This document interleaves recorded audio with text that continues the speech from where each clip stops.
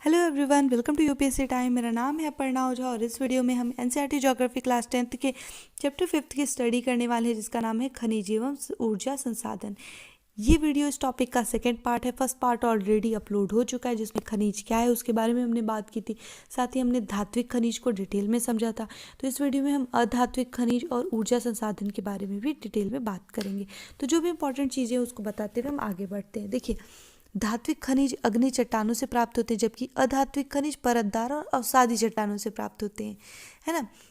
देखिए, सबसे पहले अधात्विक खनिजों के अंतर्गत हीरा, भ्रक, चूना पत्थर ये सभी आते हैं। तो इन सब, नमक आदि, ठीक है। तो सबसे पहले हम हीरे की बात कर लेते हैं। हीरा प्रकृति में कार्बन का सर्वाधिक शुद्ध रूप है। प्रत्येक वस्तुओं में का निर्माण परमाणुओं के संयोजन से होता है। जिन वस्तुओं में परमाणु का जितना अधिक संयोजन होता है, वह वस्तु स्वभावतः उतना ही मजबूत होता है। उदाहरण के लिए, ब्लैक बोर्ड पर लिखने में उपयोग किए जाने वाले चौक का परमाणु बंध या संयोजन कमजोर होने के कारण चौक पर लिख पाना संभव हो पाता है ना। चौक से लिख पाना संभव हो पाता है, ठीक है। हीरे से प्राप्त परमाणु संयोजन या परमाणु बंध, ठीक है, संयोजन भी कहा जाता है, कहीं पे आपको बंध भी मिल सकता है। मजबूत होने के कारण ही हीरा प्रकृति का एक जटिल पदार्थ के रूप में पाया जाता है। ये हो गया। अब देखिए, हीरे की बात करें तो हीरा भारत में मध्य प्रदेश राज्य के अंतर्गत पन्ना और सतना की खानों से निकलता है। हालांकि वर्तमान समय में हीरे का उत्पादन केवल मध्य प्रदेश के पन्ना की खान में ही होता है। मध्य प्रदेश में से प्राप्त हीरा विंध्य क्रम की चट्टानों की सिराओं से प्राप्त होता है। विश्व प्रसिद्ध कोहिनूर हीरा आंध्र प्रदेश के गोलकोंडा की खान से प्राप्त किया गया था, ठीक है। भारत में मुंबई यानी महाराष्ट्र, जो कि महाराष्ट्र में है मुंबई में हीरे की सबसे बड़ी मंडी है, जबकि हीरे की जो प्रोसेसिंग यानी कटाई छटाई है वो सूरत यानी गुजरात शहर से होती है। हीरे की कटाई छटाई प्रकाश के पूर्ण आंतरिक परावर्तन से किया जाता है, परावर्तन के लिए की जाती है, ठीक है। प्रकाश की पूर्ण आंतरिक परावर्तन के कारण ही कोई वस्तु चमकती हुई दिखाई देती है। एग्जाम्पल के लिए, रेगिस्तान में दूर से देखने से ऐसा प्रतीत होता है जैसे वहाँ पे झील है, किंतु नज़दीक में जाने पे क्या होता है कि वहाँ पे कोई झील नहीं होती है। हमें दिखाई देता साफ साफ कि भाई झील तो नहीं है। इसका कारण ये है कि आप उस स्थान से इतनी दूर होते हैं कि वहाँ से गुजरने वाले प्रकाश का पूर्ण आंतरिक परिवर्तन हो चुका होता है, जिससे वह स्थान पानी के समान चमकता दिखाई देता है। अब हम आते हैं आगे। अब हम बात कर लेते हैं चूना पत्थर की। देखिए, चूना पत्थर एक ऐसा अधात्विक खनिज है जो भारत के लगभग सभी राज्यों में पाया जाता है। चूना पत्थर का सबसे बड़ा उत्पादक राज्य कौन सा है? आंध्र प्रदेश है। विंध्य क्रम की चट्टानों की में भवन निर्माण की सामग्री जैसे डोलोमाइट, जिप्सम, फिर संगमरमर आदि पाया जाता है, किंतु चूना पत्थर कुडप्पा क्रम की चट्टानों में पाया जाता है। चूना पत्थर के उत्पादन में आंध्र प्रदेश, मध्य प्रदेश और राजस्थान अग्रणी राज्य हैं। अब अभ्रक की बात कर लेते हैं। अभ्रक भी बहुत इंपॉर्टेंट है ना, इसको आप चाहें तो नोट कर लीजिए। देखिए, इसकी चर्चा भी हम करेंगे। अभ्रक की बात करें तो अभ्रक जो है वो प्रमुख अयस्क पिग्माइट है। इसके अलावा अभ्रक का अन्य अयस्क मस्कोबाइट है, बायोटाइट है, फिर इसके सिवा फ्लोगोबाइट है, ठीक है। मस्कोबाइट अभ्रक श्वेत अभ्रक या रूबी अभ्रक भी कहा जाता है। इसके सिवा बायोटाइट अभ्रक को श्याम अभ्रक, जबकि फ्लोगोबाइट अभ्रक को पीत अभ्रक भी कहते हैं। इनके नाम याद कर लीजिए। मान लीजिए कीवर्ड में पीत अभ्रक आ गया तो आपको याद रहे कि ये फ्लोगोबाइट की अभ्रक की बात कर रहे हैं, ठीक है। अगर आपको चाहिए कि ये फिर से, तो आप चाहें तो वीडियो को रोक करके इसे नोट करके तब आगे बढ़ा कीजिए, या बैक करके फिर से सुन लिया कीजिए, नहीं सुनाई दिया हो तो। अभ्रक के 3 प्रमुख रूप से पाए जाते हैं। कौन कौन से अभ्रक के 3 प्रमुख रूप हैं? अभ्रक या रूबी अभ्रक, श्याम अभ्रक, पीत अभ्रक। प्राकृतिक अभ्रक का उत्पादन में भारत विश्व का 14वां स्थान रखता है, ठीक है। भारत में अभ्रक से सीट यानी पतली चादर बनाई जाती है। इसे सीट माइका कहते हैं। इसका उपयोग अनेक उद्योगों में किया जाता है। भारत का सीट माइका अर्थात सीट अभ्रक का उत्पादन में भारत कौन से स्थान पे है? प्रथम स्थान पे है। भारत के कुल उत्पादन का लगभग 50% सीट माइका का उत्पादन कौन करता है? झारखंड राज्य करता है। अभ्रक के विद्युत का कुचालक होने के कारण उसका उपयोग विद्युत सामग्रियों के निर्माण में भी किया जाता है। अब देखिए, जिप्सम की बात करें तो जिप्सम एक प्रमुख उद्योग सीमेंट उद्योग में और रासायनिक उर्वरक के लिए किया जाता है। भारत में 99% जिप्सम उत्पादन राजस्थान के हनुमानगढ़ जिला में होता है। अब डोलोमाइट की बात कर लेते हैं। डोलोमाइट क्या है? देखिए, जब चूना पत्थर में मैग्नीशियम की मात्रा 45% से अधिक हो जाती है तो इसे डोलोमाइट अभ्रक कहा जाता है। इसका उपयोग मुख्यतः इस्पात निर्माण में किया जाता है। डोलोमाइट के उत्पादन में उड़ीसा प्रथम स्थान पे है। वैसे तो देखिए, डोलोमाइट हल्के गुलाबी रंग का होता है, किंतु कभी कभी इसके रंगहीन अवस्था में भी पाया जाता है। इसका कोई रंगहीन मतलब कोई रंग नहीं होता। ठीक है, अब नमक की बात कर लेते हैं। भारत में लगभग 60% नमक का उत्पादन गुजरात राज्य करता है। ठीक है, देखिए, देश का 10% नमक राजस्थान राज्य के सांभर लुनकर सर, ठीक है, लुनकर सर, सांभर, फिर डिंडवाना, फिर पंचभद्रा झीलों से प्राप्त होता है। भारत में नमक की प्राप्ति के 3 स्रोत हैं: समुद्र जल से, खारे पानी के जल से, झीलों से, खारे पानी के झीलों से, फिर गुजरात हिमाचल प्रदेश की खदानों से। अब हम आते हैं ऊर्जा संसाधन में। ऊर्जा संसाधन मतलब परमाणु ऊर्जा की बात तो अवश्य करेंगे। अणुशक्ति संपन्न खनिज की बात कर लेते हैं हम। देखिए, इसके बारे में जानिए कि भारत में यूरेनियम उत्पादन के 4 क्षेत्र हैं। कौन से? जादूगोड़ा झारखंड में, बगजाता झारखंड में, खासी पहाड़ी पर महाडस्क नामक स्थान पर, और आंध्र प्रदेश में तुमलापल्ली, ठीक है, ये स्थान है। अब कोयला की बात करते हैं। भारत में कुल कोयला उत्पाद का केवल 2% कोयला टर्सियरी क्रम की चट्टानों में पाया जाता है। भारत में टर्सियरी क्रम की चट्टानों में पाए जाने वाले कोयला के प्रमुख क्षेत्र कौन कौन से हैं? नवेली है जो कि तमिलनाडु राज्य में है, फिर कारगिल है जो कि इस समय कहाँ है? चलिए, अब क्योंकि 370 हट गया है, और अब आप बताइए कि कारगिल किस राज्य में आएगा? ये रहा आपका आज का क्वेश्चन। मैं हमेशा क्वेश्चन पूछती हूँ पर आप लोग रिप्लाई नहीं करते। अगर आप लोग रिप्लाई नहीं करेंगे तो पता कैसे चलेगा कि आप लोग को समझ में आ रहा है कि नहीं, और इससे क्या होगा? आपका रिवीजन हो जाएगा। तो चलिए बताइए, कारगिल किस यूनाइटेड टेरिटरी के में स्थित है? ठीक है, फिर देखिए, माकुम जो कि असम में है, पलना जो कि राजस्थान में है। देखिए, तमिलनाडु के नवेली में लिग्नाइट किस्म का कोयला पाया जाता है। अब देखिए, कारगिल जिले में एंथ्रेसाइट कोटि का कोयला पाया जाता है। एंथ्रेसाइट कोयले की उत्तम किस्म मानी जाती है।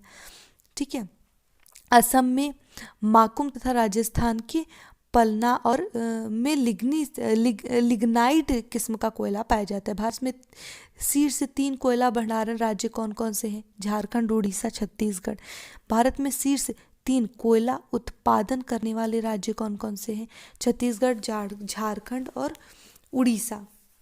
ठीक है, देखिए, क्रम क्या है ना कि स्थिर नहीं रहता, बदलता रहता है। ठीक है, तो इसे आप जो है अपडेट हमेशा रहा कीजिए, थोड़ा सर्च वर्च करते रहा कीजिए। देखिए, कोयला उत्पादन में चीन और संयुक्त राज्य अमेरिका के बाद भारत तीसरे स्थान पे है।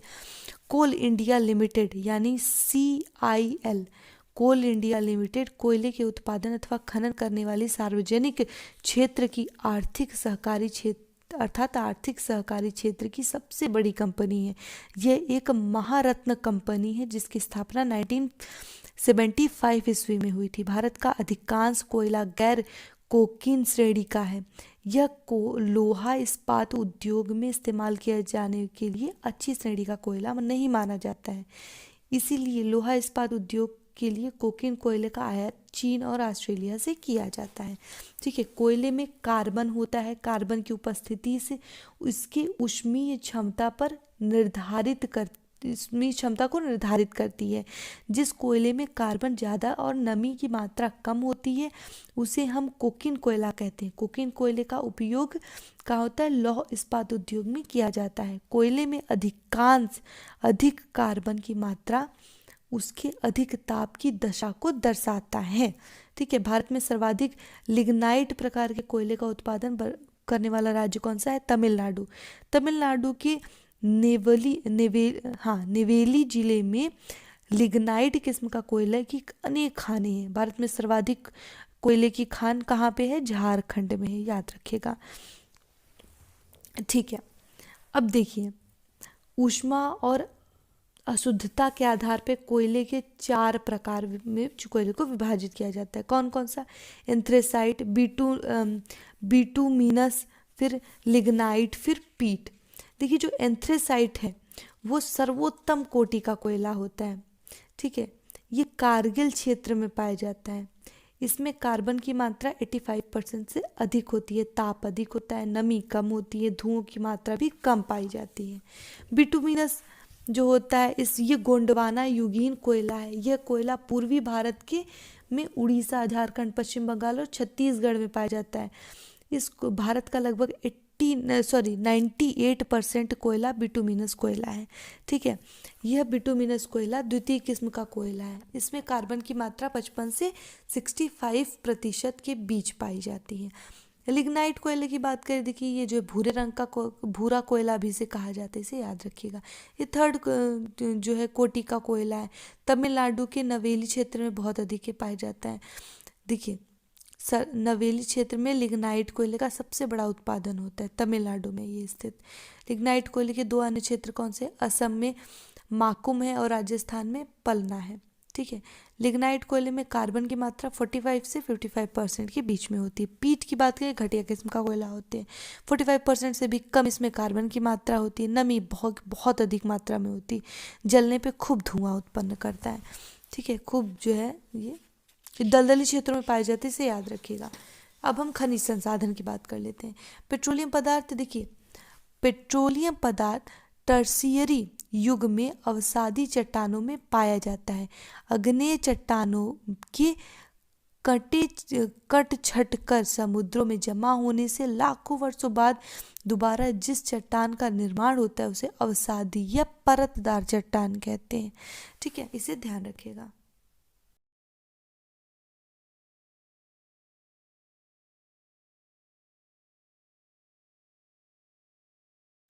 अब यहाँ पे एक चीज़ आप ऐसे मैं आपको बता दे, जैसे कोयला गोंडवाना क्रम की चट्टान में पाया जाता है, सोना धारवाड़ क्रम की चट्टान में पाया जाता है, चूना पत्थर कुडप्पा क्रम की चट्टान में पाया जाता है, बलुआ पत्थर या संगमरमर विंध्य क्रम की चट्टानों में पाया जाता है। पेट्रोलियम कहाँ पाया जाता है, टर्शियरी क्रम की अवसादी चट्टानों में प्राप्त होता है। धरातल के भीतर विशेष प्रकार के सागरीय जीवों के दबने और लंबे समय काल के पश्चात अत्यधिक ताप और दाब के कारण इन जीवों की अस्थियां कीचड़ के रूप में परिवर्तित हो गई हैं।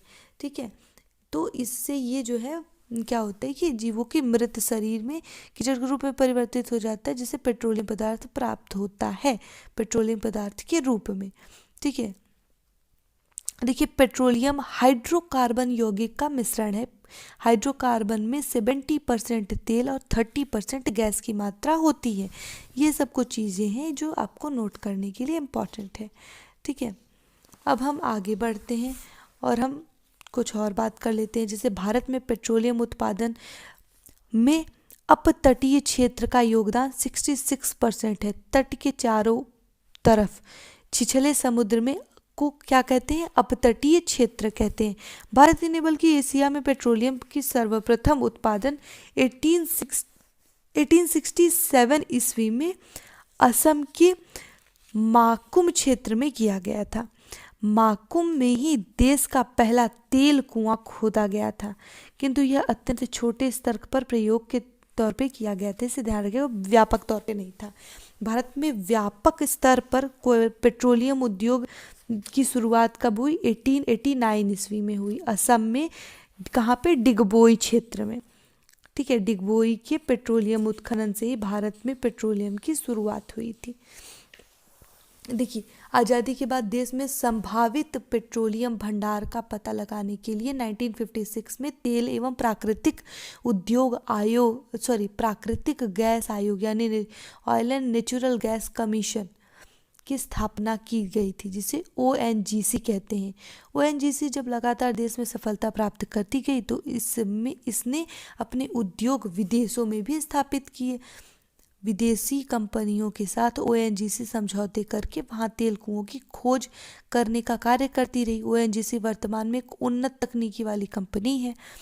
1994 ईस्वी में तेल एवं प्राकृतिक गैस आयोग ONGC का नाम बदल करके तेल एवं प्राकृतिक गैस निगम यानी oil and natural gas corporation का रख दिया गया। ठीक है।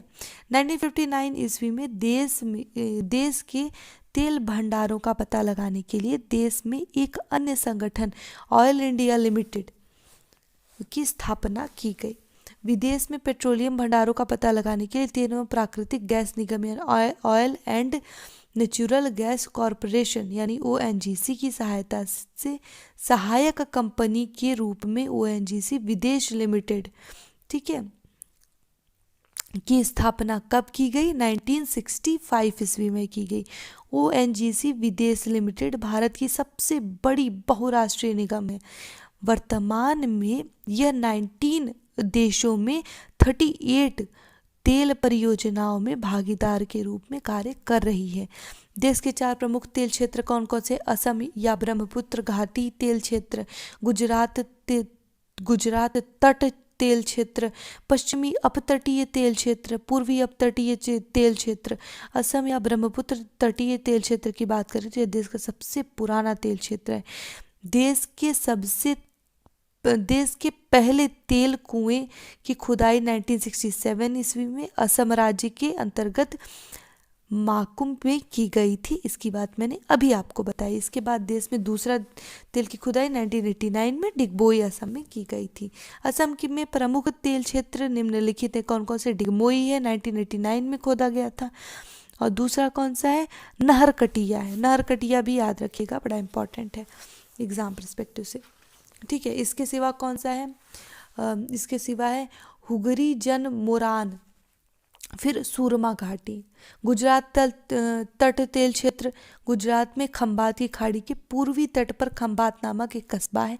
इस कस्बे के नाम पर ही इस खाड़ी का नाम खंभात की खाड़ी पड़ा है। यहाँ पे तेल क्षेत्र मिलता है। कौन कौन सी जगह है? 5 प्रमुख तेल क्षेत्र हैं। खंभात तेल क्षेत्र, अंकलेश्वर तेल क्षेत्र, ककोल तेल क्षेत्र, सानंद तेल क्षेत्र, लुनेज तेल क्षेत्र। पश्चिमी अपतटीय तेल क्षेत्र की बात करें, देश का सबसे बड़ा और सबसे संपन्न तेल क्षेत्र है। पश्चिमी अपतटीय तेल क्षेत्र में 2 तेल क्षेत्र आते हैं। कौन कौन से? मुंबई हाई तेल क्षेत्र और बसीन तेल क्षेत्र। मुंबई हाई तेल क्षेत्र की खोज 1976 में, कब? 1976 में की गई थी। मुंबई हाई तेल क्षेत्र अरब सागरीय अपतटीय क्षेत्र में स्थित है। यह मुंबई से 176 किलोमीटर की दूरी पर एक द्वीप है, वहाँ पे स्थित है। ठीक है, मुंबई हाई पर। देखिए, वर्तमान में मुंबई हाई से देश में कुल तेल उत्पादन का 60% तेल प्राप्त होता है। दूसरे शब्दों में कहें तो मुंबई हाई देश के कुल तेल उत्पादन का 60% तेल उत्पादित करता है ना। ये हो गया। अब देखिए, देश में सर्वाधिक तेल उत्पादित क्षेत्र पश्चिमी अपतटीय क्षेत्र मुंबई हाई क्षेत्र है। बेसिन तेल क्षेत्र जो है अरब सागर में मुंबई हाई के दक्षिण पश्चिम में स्थित है। पूर्वी अपतटीय क्षेत्र तेल क्षेत्र की बात करें तो भारत का सबसे नया तेल उत्पादित क्षेत्र है ये। गोदावरी गंगा नदी के डेल्टा के मुहाने पर बंगाल की खाड़ी के अपतटीय क्षेत्र में रावा अपतट तेल क्षेत्र की खोज की गई हाल ही में, ज़्यादा टाइम नहीं हुआ। ठीक है, तो आज का ये पूरा टॉपिक था। इसमें मैंने बहुत सारी चीज़ें कवर की, बहुत सारी चीज़ें कोशिश की कि मैं आपको डिटेल में बताऊं कौन सी चीज़ कहाँ पे है, क्या इम्पोर्टेंट है उनके लिए, आपको क्या पढ़ना है। अगर जो कि हो सकता है कि ज़रूर से कुछ छूटा हो। अगर कुछ छूटा हो, मैंने कोशिश की कि मैं बहुत सारी चीज़ें कवर करूं, बट इफ़ कुछ छूट गया हो या कुछ ना समझ में आया हो या इन सबको सुनने के बाद कोई क्यूरी हो आपकी या एकदम से कुछ क्वेश्चन दिमाग में आया हो, कुछ भी हो, तो आप प्लीज़ कमेंट बॉक्स में ज़रूर बताइएगा। तो उसे सॉल्व करने की पूरी कोशिश की जाएगी। वीडियो कैसी लगती है कमेंट बॉक्स में बताइएगा।